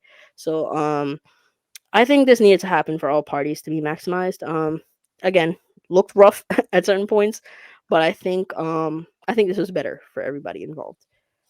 yeah, I think the Porzingis thing too. Like, honestly, I think he had to go to like he had a similar type of experience, I guess, with Washington, where like he barely got to play with Bradley Beal because Bradley Beal is always hurt. And I think he also experienced like, he got a taste of winning, obviously, to some degree in Dallas. And, I think he took that part of it for granted because he was still in the like, I'm a star, I need to prove that I'm a star phase of his career. And then he goes to Washington, and I think he's like, all right, actually, I'm cool with being I'll be a fucking floor spacing 5. I don't give a shit. I'll do it. And he gets he gets some post touches and stuff in Boston. He's improved a ton as a post scorer the last couple of years. So that's another part of it. But to me, he's just like, I don't think he could never do what he's doing in Boston in Dallas because he was never going to be that guy there. He just didn't you need to mature, right? You need to have different experiences. And I think that experience going to Washington was like kind of key to being whatever he's become now. And then, the Brunson thing is just so interesting because you mentioned like that Clipper series. And I don't know, the Knicks on their YouTube page, they just dropped this like 15-minute, it's like basically state propaganda to like praise Jalen Brunson. And they dropped it last week, but he did say something in there. And he's talked about this. He's touched on it multiple times, but he's talked about I think they asked him what he learned. I think that was the question. What did you learn in Dallas? Like, what did you get out of that experience there? And I think he mentioned that he said this very directly. He's like, confidence is everything. And he talks about that all the time. He's like, and I think, he even mentioned that that Clipper series affected him, his confidence. He had to go away that summer and was just he had to get his fucking mind right. And, obviously the coaching change helped. And, Kid, for whatever issues he has tactically, basically every star he's had now worships him. They all love it. Giannis loved him. So he's doing something right with that. But Brunson's talked about Kid was helped him because Kid talked about it all the time. He was just he gave him confidence to get his game off, really. And obviously he took that. And I think, when he did sign with the Knicks, I forgot who tweeted it out, but somebody was had said that Brunson basically felt he had an opportunity in New York that to prove that he is a star, right? That he's at one of the best guards in the league, not just oh, he's really good playing off of Luka, but no, he's just really good. And would that have happened in Dallas? I think obviously if he's given his skill set, given what we see with Kyrie and Luka, and I'm not saying Kyrie and Brunson are not. Do you the think same. he could have been something like Jamal Murray is next to Jokic? I mean, I think he could. He's better. He would have been. No, better. I mean, but that kind of role, right? Murray. No, Murray, I think they'd already figured. I think they'd already figured it out that last year. If you go back and watch that playoff run, there were times where I'm so they're just basically splitting time, being the man on the floor, and Luka was cool. Brunson had gotten to a point where Luka clearly felt hey, if he's cooking, take the ball, go for it. And that was a pretty big step for him. Obviously, it helps that when Luka missed the first 3 games against Utah, Brunson absolutely went bonkers. And I just, it was honestly crazy to me when he signed that contract the Knicks, and there's so many people that are oh, I don't know. I'm dude, what are we talking about? We just watched the playoffs. At some point, because the main question for Brunson at that point, he had pretty solid regular seasons. He'd obviously taken a step up, but then he did it in the playoffs. And that was really the main knock on him after that 3rd season where he fucked up. He just basically didn't play against the Clippers, where it was all right, this guy's good, but can he do it in the playoffs? Clearly proved it. And, again, I'd be lying to you if I said even, I thought he could get to the level he's at right now. But I mean, again, I think to me, quite frankly, he's a first-team All-NBA guy this year. He should be first-team All-NBA. I don't really think that's very controversial. It's a positionless thing, so it's not you have to leave him off because you're going to put SGA there or Luka there or whatever. To me, it's very, very, very easy what the first team should be. Does LeBron meet the thresholds this year? Either way, I'm think not bringing the Brunson should be fucking in. playing guy. I don't care how great LeBron is. You're I in the know, fucking. but does he meet the threshold? I'm curious who meets the threshold. I'm sure he because does. I think LeBron is going to LeBron get the kind of LeBron factor, right? I mean, LeBron has played something. Hold on. Like Kawhi, LeBron, they're going to get that boost, and in Kawhi's case, it is deserving at least. But I mean, I don't really understand. I love Kawhi, but like, he's been like a part-time player until this season. I don't know. I don't really understand why he deserves any fucking boost. LeBron has 65 games played, so he's good to go. But like, you know, I'm just, to me, the first team is SGA, it's Luka, it's Brunson, it's Giannis, it's Jokic, and I don't really understand why it's that complicated. There's no argument for Jason fucking Tatum to be first team All NBA over Jalen Brunson. Like, it's ridiculous. Jason Tatum, no, Mitchell doesn't qualify. He hasn't played enough games. Like, Tatum is really good, and if you want to tell me that you would take him, like, I understand people that are like, he's a better player than Jalen Brunson. You know what? I don't necessarily totally agree with that, but like, I understand that argument. He won't be picked on in the playoffs. Yeah. That's the one thing that still, like, if we played the Celtics, I would still probably be like, give it to Tatum. But it's like, are you fucking serious? I think Brunson's a better offensive player, but overall, because Brunson can be Brunson, you don't want to switch him onto Tatum. They will switch Tatum onto Brunson. So, or please do let him fry Jason Tatum in ISOs for give me that memory. Like, I'm sorry, dude. The Jason Tatum thing, it's enough. Like, the fucking guy has played exclusively on stacked rosters his entire career. He gets fucking praised for the most ridiculous bullshit. Oh my God, he plays and look, the other guys thrive playing with him. Like, give me a fucking break. And this idea that he's some lockdown defender needs to fucking end. Okay, he's a good defender. Brunson he's a good defender. On a little bit. He's a good defender. I've never in my life watched Jason Tatum and he just locks up some elite perimeter scorer for an entire series. That has never happened. That has never happened. Fucking Jimmy Butler owns this guy. He owns him. He owns Jason Tatum. And he's out there playing with Tyler fucking Hero and all these bum ass NPC guys that fucking Riley pulls out of his asshole. Like, I'm sorry. I think the Jason Tatum thing is ridiculous. I don't even understand the argument for it, if I'm gonna be honest. I think they're in the same place. Why? And Booker, I think Booker, Brunson, Tatum are in the same. What has Jason Tatum done other than be drafted by a team that has been exclusively fucking loaded his entire career? Like, he has never had to deal with what Brunson did last year in the playoffs. Or this year. Really. Your fucking other co-star literally can't score to save your life. Yeah, your second option is RJ Barrett, and you have a 7-man. And then you've got Tibbs, who's like, let me just keep playing Josh Hart at the fucking 3, and nobody's ever gonna respect his 3-point shot. And like, you're playing in these crazy things. If we're talking about All NBA, we should talk about Tatum is averaging 27, 8, and 5. Don't care. On 30 or 47, 38, and can he dribble yet? Is that a thing he can do? Has he figured that out? If he can do that without dribbling, it's pretty impressive. It is impressive that he can do that without dribbling. It almost is like he plays on a team that's stacked. That's crazy. Wow. Jason Tatum, he's an MVP candidate because he gets to play with fucking 4 All-Stars. Advanced stats definitely do like Brunson better. I don't think he has 4 real All-Stars. I think Porzingis is underrated. I think Jalen Brown is very overrated. I do not think Derek White's an All-Star. You know, I'm not as down on Tatum as you, and I do think you're underrating his defense a little bit, although I agree he's not Kawhi. I don't think I'm not underrating Jason Tatum. I am course correcting on Jason Tatum.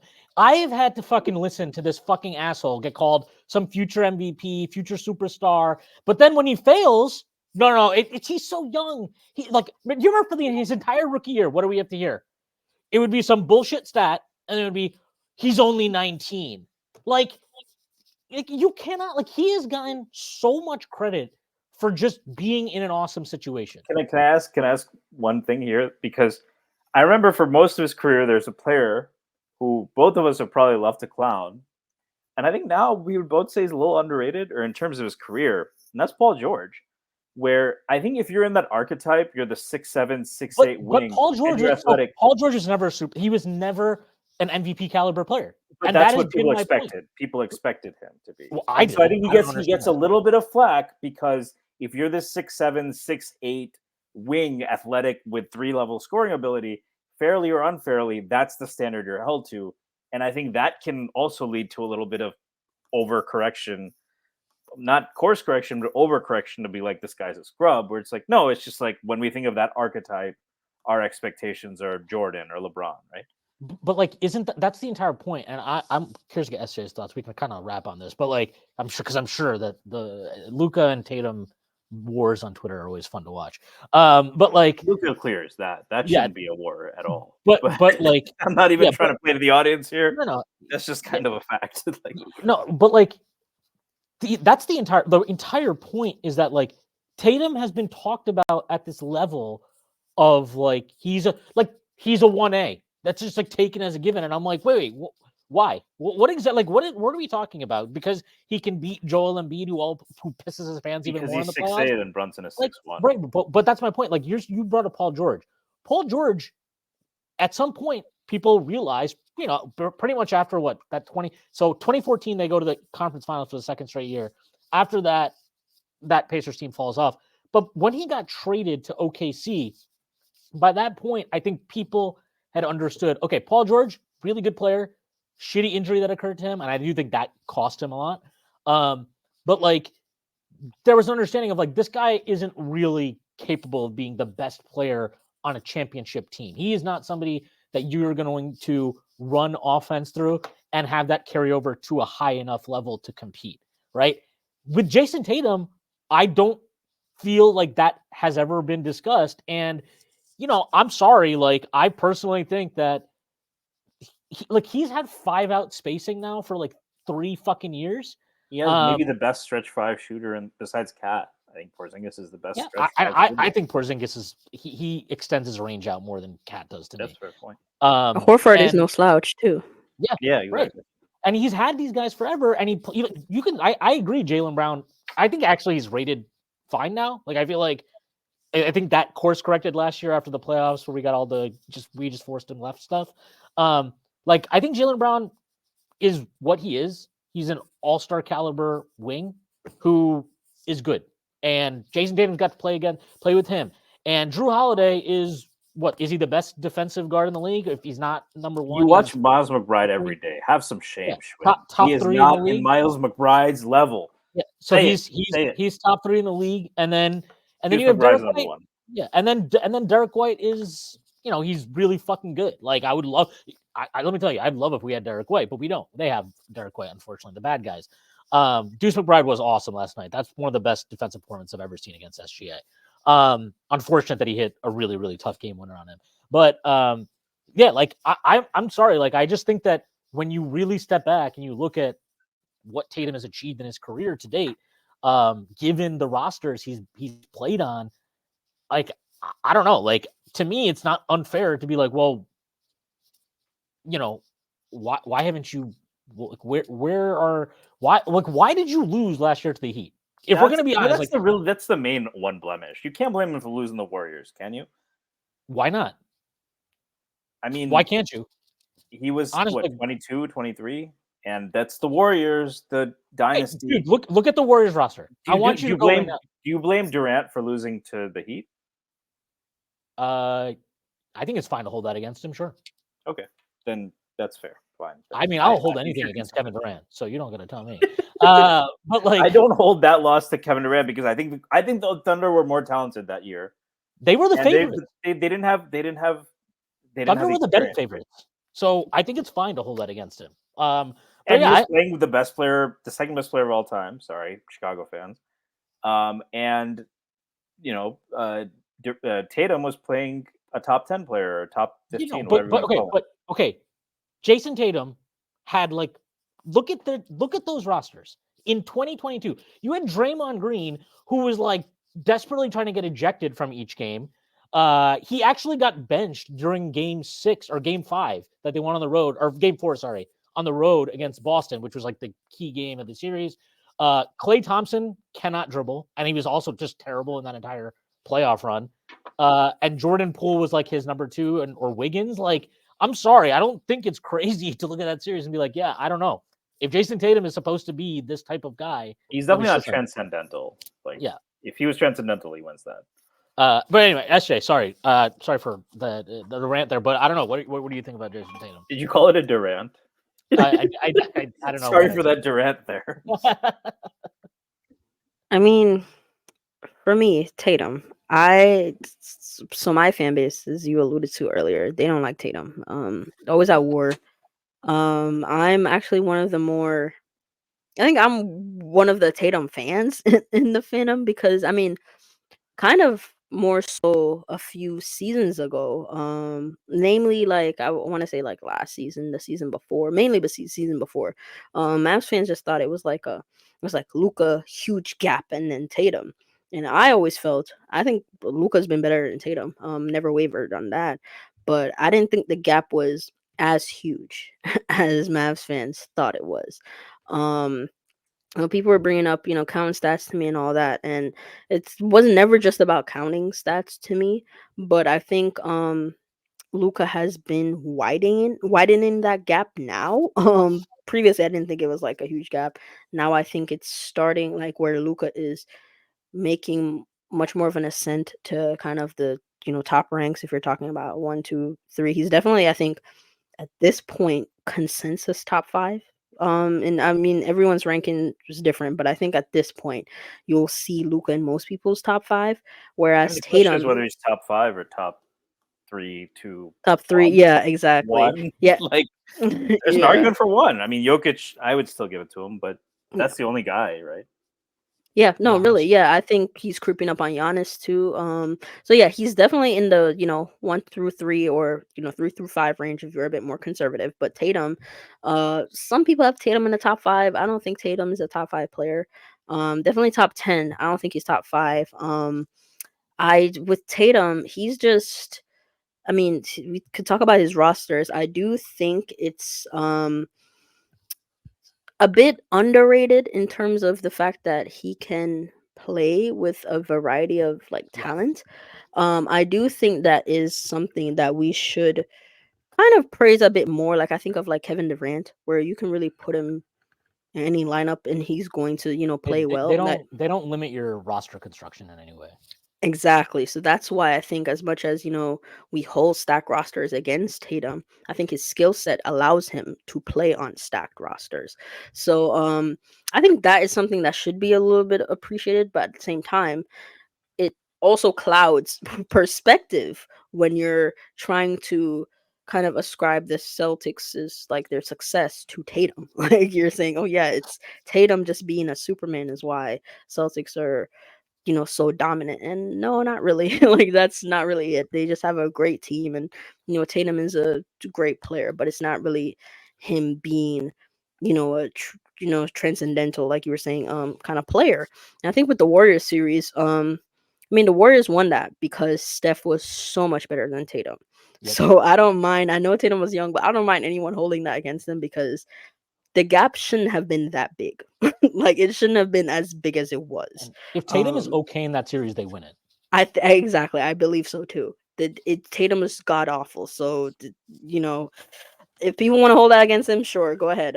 But I think with the whole 1A stuff, I think Tatum has moments in the playoffs, and he's brought I don't want to say he's brought teams like it's a carry job, but his teams have been close enough where you're like, okay, you can kind of make a determination that he can be a guy that pulls a team over the hump. But the fact that I don't want to say it hasn't happened yet, because again, he's still young. So I want to also keep that perspective. And if we look at other great players, some of them, it took a little bit, it took a lot of trial and error before they got to the. Right? It took pretty much 8 years. MJ was that from the beginning, and it took him 6 years. People were like, "Is he enough team player?" So Kobe took a long time. Shaq didn't win. Well, Shaq we know Tatum desperately wants to be Kobe. We know that. There's Well, he's something got more. him with him. Yeah, that's true. Yeah. Maybe you can text him again. I mean, I saw Deuce was paying homage the other day, But I mean, I think with all that, that's why I'm trying not to like make grandstanding like statements about his career, because it's still being written, and I think he's going to get. I mean, this is the year. Like, if they don't get there, I think we really have to have a conversation like about Yeah. Tatum and They what he should is they as a should be player. expected they should be expected to win the championship this year if they're relatively healthy to do the playoffs, as far as I'm concerned. So They their have to at They least have win to. games. their net rating this year blows anything in recent history out of the water, including the Warriors KD teams, let alone the early Warriors teams. Yeah, I those are know. I always still think we those have a are chance well, against them. Give me OG well, and Randall, and I think we take them down. But that's partly because of what we're talking about here. But this is one of the best teams in recent memory, at least regular season, if not yeah. the Yeah. best. The Yeah. Warriors KD stuff is always weird too, because you could just tell like there were They various nailed stretches it. where they're like, yeah, we definitely don't need to try tonight. Like, or if we do, we'll try in the second half. But it's not a small edge. Yeah. They are No, way. they're a fantastic team. So I think it's very okay to expect. Like if they come up short this year, I really don't want to hear about he's so young and they have so much time. It's like, no, fuck all that noise. Like if we could have, if people were like slandering Giannis and shit like that, like I don't want any kid gloves treatment of Jason Tatum. No shot. He's It a is really good kind of player, obviously. it is kind of Obviously. wild though. Like before this season, if I told you by this point, we'd be like, yeah, Brunson's better than Tatum, or he's definitely in that conversation. That's not something we expected even before this year. After last year playing amazing, just literally single-handedly keeping the Knicks in the series against the Heat Yeah. and giving them a chance. It's been pretty incredible to watch, and like I said, like that's no longer the concern. That's not my concern right now. Is not we need a 1A. My concern is there anything when Brunson goes off the floor, and can we get guys back? But it's definitely gonna be an interesting couple of weeks. And the last thing I did want to ask SJ, just because we just played him, and I have not seen anything like this since LeBron as a rookie. Even I watched Anthony Davis as a rookie. I watched Zion as a rookie. You probably have to watch more of Wemby than we do.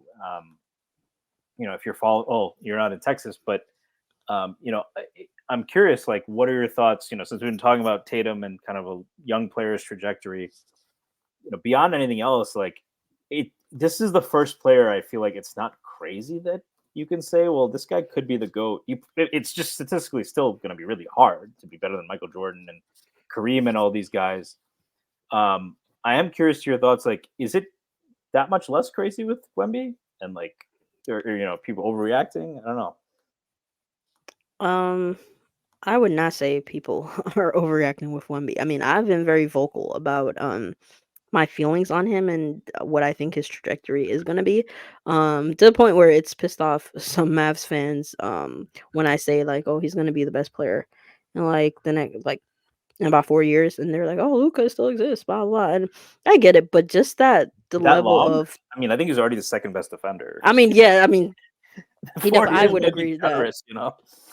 Yeah, 4 years. I mean, that's the conservative, view of it. I mean, I think you said something about him being top 20 earlier. I'd put him in my top 20. Like I would. He's just the level of dominance on both ends that I think he can get to. Like right now, he's at like like this recent stretch. I think I saw a stat like last 5 games. He's at like 27 a game, like 27, 10.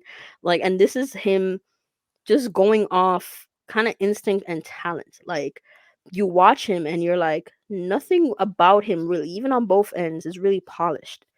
Like even on both ends, nothing is really polished. Like this is just he's still raw, but it's the best raw talent I think I've like seen. It's fascinating. We get to, I mean, Even more than unfortunately like we LeBron. I mean, okay, I'm a bit young, so I was not, I was a baby when like young Braun was dominating and stuff. So I mean, young Braun, based off the clips I see, was just ridiculous. In real time, I'm not sure, how the dynamic was. But in terms of just, I mean, just both ends right now, he's averaging like 30 minutes a game right now. and the numbers are ridiculous. I'm having a hard time to not like. I feel like he could be like by year 3, like 30, like Giannis type numbers, where it's like maybe not the efficiency because obviously he's gonna be shooting way more jumpers. The shot that is like totally different, so he's not gonna be shooting like 60% from the field or anything like that. But I could see him being like a good 30-12 with like 6 assists, and then he's averaging. I think he'd be like 3-4 blocks a game. I think he could get to 4 blocks a game. It's gonna be He's tough, but leading the league in blocks. He's putting up the stocks numbers. Steals plus blocks are like that's the only guy in that conversation is Hakeem Olajuwon, probably the greatest defender. yeah, I think exactly. I think defensively, we're gonna see things we're never gonna see before. But the offense, I didn't think the offense was gonna be like this early, which is making me rethink certain things about him. Like I did not like. If you ask me his averages, I thought he maybe be at like 18, 9, kind of averages for the year. He's at like 21 and 10. Like, and I think Shams just said Sohan Vassell is out for the rest of the season. I think those numbers are gonna skyrocket with an uptick in usage. So I hope we'll so. I see. need him to carry my fantasy basketball team for the championship. I mean, you made a good point with like he's not polished really, right? It's just It's not. that does remind me a little bit of early career Anthony Davis, where like the guy like out of college, everyone's like he's the best. The championship game Kentucky played, he didn't score for like the first 30 minutes, and they're up 20 points, and they were like, we've never seen a guy dominate a game without scoring. And he got to the league, and it kind of flipped. Like he wasn't a good defender. People, I think, might forget Anthony Davis wasn't a very good defender for the first couple of years, but on offense, he would sleep to 20 and 10 because he just will glide through people. Right? There's nothing you can do at that point. Right.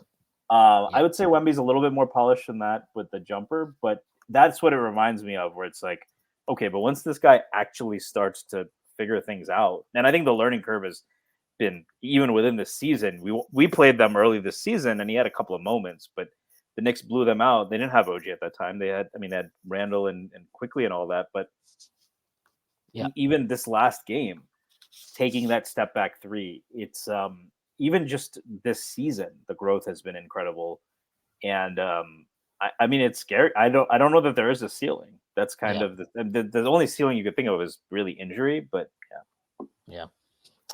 All right, that's a good place to end it. SJ, thank you so much for coming on. Let people know where they can find you and plug anything you'd like to plug. Yeah, so you can find me on Twitter at sjbasketball8, and I am also on Apple Podcast, Spotify, Anchor. So that's 21 going on 77 podcast where we talk Mavericks and just the overall NBA. And thank you for having me on, guys. Of course. Thank you again. Stacy, let people know where they can find you. Plug anything you want to plug. Yeah, thank you to SJ. You can find me at Stacy Patton 89. I'll plug all the great work being done with Strickland, and also what I hope to be on Takes from Obvious Bozos, our pod that Zach Blatter and Drew Steele do on Takes from Obvious Bozos. My obvious bozo take that I hope they talk about is that I do think Deuce McBride is a better defender than Drew Holiday. Let's put it like that. Better defender than Drew Holiday. I got to give him some thought with Dort. Probably not better than Dort, but he's better than Drew Holiday as a defender. Fuck Dort. All right. Lou Dort can go fuck himself. All right. I have nothing to plug, so I'm just going to plug all the work at Strickland. Check out the pods. Check out all everything. Everybody's doing the post games. Sam's doing a great job on there. And the recaps, Miranda, Jeff, everybody's doing great work. So thanks again to everybody for listening. Thank you to our sponsors, Bet Online and Cut. Thank you, SJ, for coming on. I hope everybody has a great week, especially the Knicks, but definitely not the Miami Heat.